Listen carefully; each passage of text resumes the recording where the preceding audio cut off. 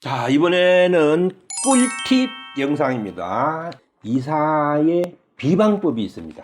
여러분들 이걸 한번 알아놓으시면 평생 쓸 수 있는 아주 꿀팁 영상을 보내드리겠습니다. 도통TV 생활문화 컨설팅. 이사를 갈 때 그냥 무조건 집만 가면은 이사다, 사람만 주인만 가면 이사다, 이런 생각들을 하시는데 이 부분에 대해서 좀 생각을 해보셔야 돼요. 아무리 이제 보이지 않는 미신 세계를 안 믿으신다면은 어쩔 수가 없습니다만은, 저희들은 미신이라든지 어떤 에너지라든지 신이 있다는 가정하에 드리는 말씀이니까 내용을 잘 들어보시면은 아마 좀 이해가 가지 않을까 생각됩니다. 이사를 간다는 거는 집만 가고 몸만 가는 게 아니라 운세학적이라든지 아니면은 우리 이런 기운학적으로 봤을 때는 가정의 가신이 같이 옮겨가는 것입니다. 가정의 가신이라는 것은 뭐냐면은 비유를 했을 때 그 회사가 있으면은 사장님이 있고 그 다음에 각 부서가 있어요. 경리과, 자재과, 인사과, 총무과 막 이런 게 있어야지 회사가 돌아가지 않습니까? 마찬가지로 본인들이 원하든 안 원하든 간에 가정을 이루고 살림을 살게 되면은 가정에 8신이 정착을 하게 돼요. 그거를 이제 회사하고 비교해서 말하면은 우리가 흔히 많이 듣고 있는 부엌에 부뚜막신인 조항신이 있어요. 이 조항신은 회사로 말하면은 먹고 사는 거니까 격리과하고 같습니다. 격리부장. 그리고 이 조항신 역할이 전체 살림을 주관하거든요. 그래서 이 조항신은 매달 한 달 내내 그 가정에 돌아가는 상황을 정보 수집을 했다가 그 달 거물에 월말 결산을 해요. 그래가지고 천신한테 이 가정이 어떻다고 보고하는 보고 전령이 돼요. 그래서 옛부터 조항을 아주 중시 여기고 부엌을 깨끗하게 하고 합니다. 그래서 이 조항신 너무 더러운 거 안 좋아하거든요. 그런데 막 거기에 막 설거지도 안 하고 이러면 조항신이 노해서 먹고 사는데 지장이 많습니다. 자, 부뚜막의 조항신, 잘 알고 있는 삼신 할머니, 이분은 어디 계실까? 이분은 안방에 있습니다. 삼신 할머니의 역할은 뭐냐 하면은 회사로 말하면은 신입사원 교육부서라고 보시면 되겠어요. 그래서 아기 출산, 그 다음에 어린아이들 건강 관리를 하는 게 삼신 할머니예요.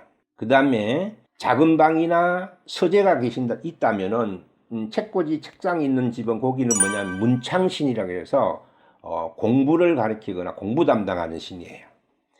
그 다음에 외부에 오는 손님과 대인 관계라든지 대외적인 접촉 관계에 있어서 대외적인 관계를 하는 손님 받는 대청의 대청신이 계세요. 그 다음에는 장독대, 옛날에 먼 과거를 보러 간다든지 이럴 때 장독신한테 외부에 갈 때 빌게 하는 장독신이 있어요. 그걸 철룡신. 그 다음에는 문 앞을 지키는 경비실인 수문장이 2분이 계십니다. 그 다음에 마구신, 주차장 마구신.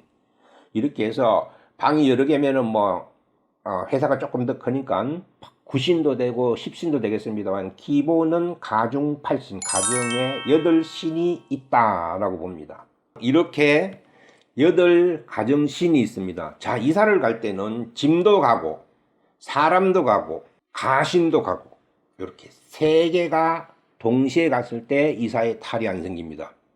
이 천지이인이라 그러는 건데, 이것은 뭐냐면은 하늘이 있고 땅이 있고 인간이 있어야 돌아가듯이 땅만 있어도 안 되고 인간만 있어도 안 되고 하늘만 있어도 안 됩니다. 사람에게도 머리에 생각이 있고 가슴에 열정이 있고 손발에 행동이 있어야지 뭔가 이 일이 결과가 나오듯이 이사도 물질만 가는 것이 아니라 여기에 가신들까지 포함해서 삼체가 동일하게 잘 이루어졌을 때 정상적인 이사가 됩니다. 자, 그래서 이사를 갈 때 그럼 어떻게 해야 되느냐? 가신들을 데려가는데 눈에 보이지 않는 가신을 어떻게 데려가겠습니까?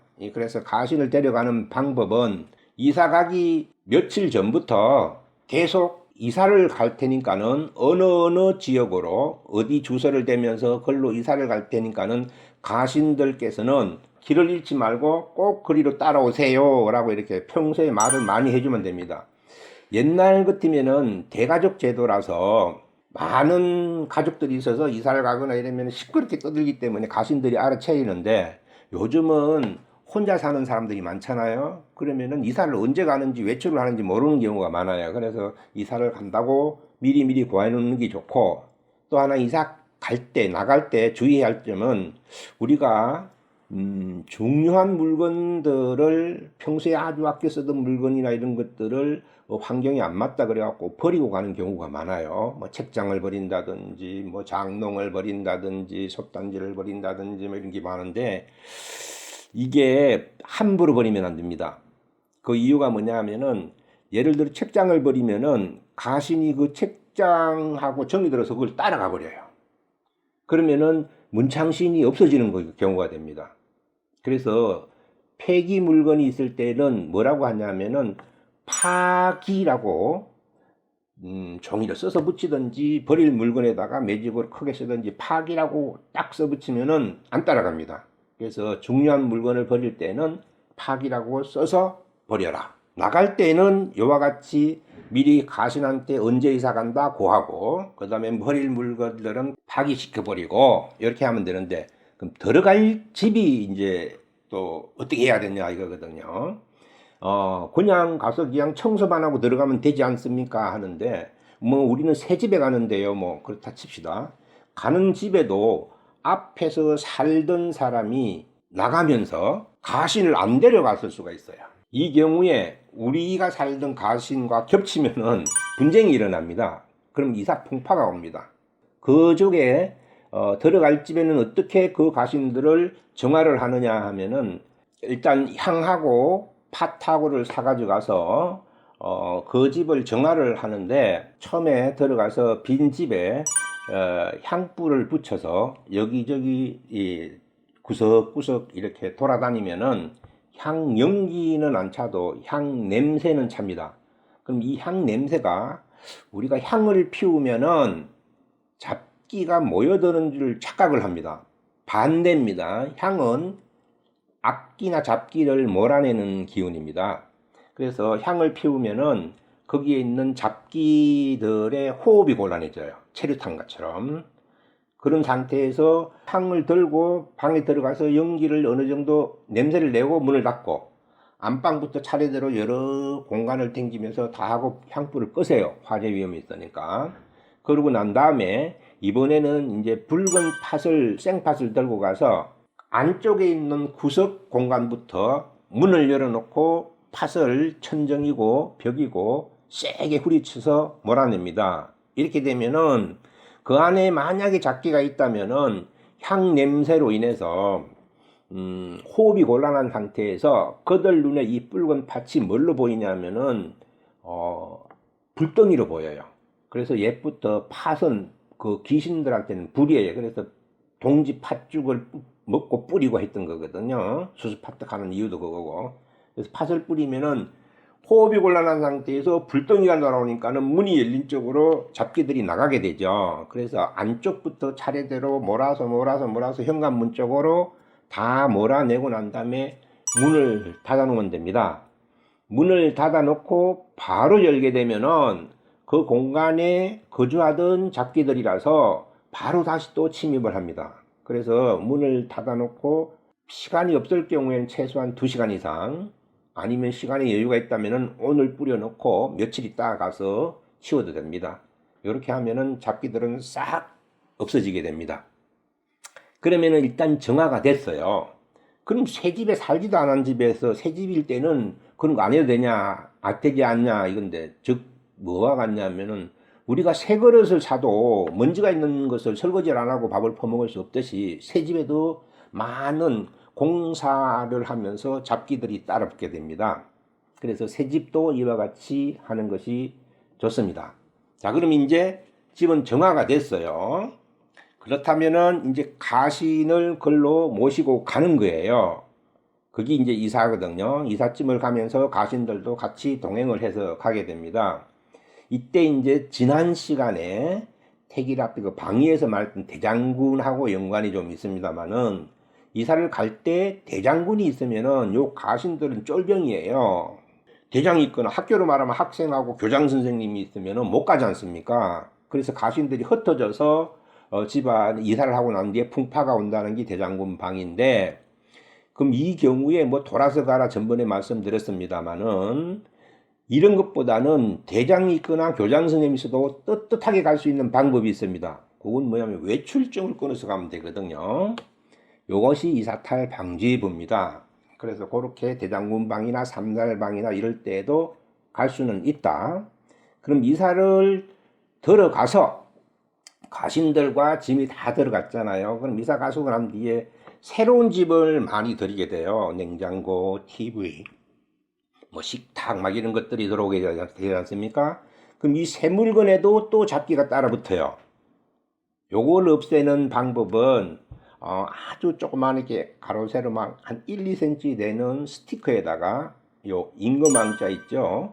임금왕자를 위에 하나 옆에 하나 이렇게 삼각형으로 왕자를 써서 식탁 같으면 식탁 밑이나 뭐 냉장고 같으면 벽 쪽으로 붙을 뒷면에 이렇게 붙여서 떼지 않고 그냥 놔두면 됩니다. 이러면은 잡기들이 따라붙지 않습니다. 그 다음에 또 하나 중시해야 될 것은 뭐냐면은 이사를 가고 나면은 액자라든지 이런 걸 좀 걸게 되잖아요. 그러다 보면은 본의 아니게 못을 치거나 이래요. 근데 처음 이사 갔으면 우리 가만히 생각해 보세요. 가신들이 와갖고 자리가 없기 때문에 우왕좌왕하고 막 돌아다녀요. 그때 벽에 못을 잘못 치거나 이래 되면은 벽에 가신들이 박혀버려요. 못하고. 그것도 이제 우환이 되거든요. 만약에 그 경우 막 어떻게 못을 잘못해갖고 가신의 눈을 박았다 이래버리면 실명을 하거나 이런 문제가 생기는 게 거기서 오는 겁니다. 그래서 벽에 못을 칠 때는 아주 간단해요. 빗자루로 벽을 썰고 빗기세요라고 하고 치면 됩니다. 이거 빗기세요. 빗자루가 없으면 일반 걸레나 이런 걸로도 이렇게 빗기라고 하면 됩니다. 그렇게 하면 그런 탈이 없습니다. 이제 마지막으로 집들이 문제인데요. 우리가 집들이라고 하면 된 발음을 해서 그런지 몰라도 집들이라고 하는데 집들이는 뭐냐면 집안에 들인다라는 뜻이에요. 원래 용어가. 집에 들이는데 사람도 들어가고 뭐 주변 사람들한테 이사가 왔다고 인사도 하고 초청도 하고 집 구경도 시키고 하는 것이 집들이이기도 합니다만은 이 명약적인 입장에서 본다면은 집들이는 가신을 집안에 들이는 것입니다. 가신은 나와 영원히 같이 살아갈 신이고 이 방문객들은 잠시 왔다 가는 사람들이에요. 그럼 이사의 중점의 집들이는 영원히 있을 가족들과 가신들이 더 중요하다고 보거든요.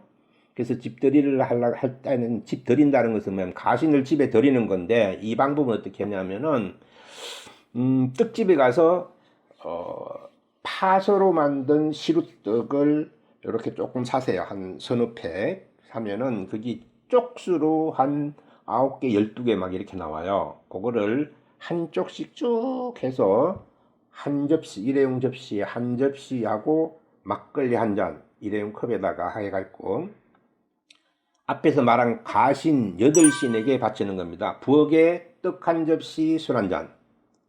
그 다음에 안방에 떡 한 접시, 술 한 잔. 이런 식으로. 그래, 부엌, 안방, 화장실, 거실, 작은 방, 문 앞에 수문장 둘, 저쪽 베란다, 전용신, 이렇게. 뭐 방이 4개면은 4개 다 이런 식으로 쭉 보일러실 이런 데다 놓게 되면은 그 집들이가 되거든요. 가신들 자리 배정을 해주는 거예요. 즉 회사가 이사를 가서 경리과 총무과 인사과를 배분해서 자리 배정을 해주는 겁니다. 요때 떡은 왜 놓느냐 하면은 이런 소리를 하면 사람들이 자꾸 이거 좀 신빙성 없는 소리를 하는데 실제로 뭐냐면 떡은 떡하니 되라고 놓는 거예요.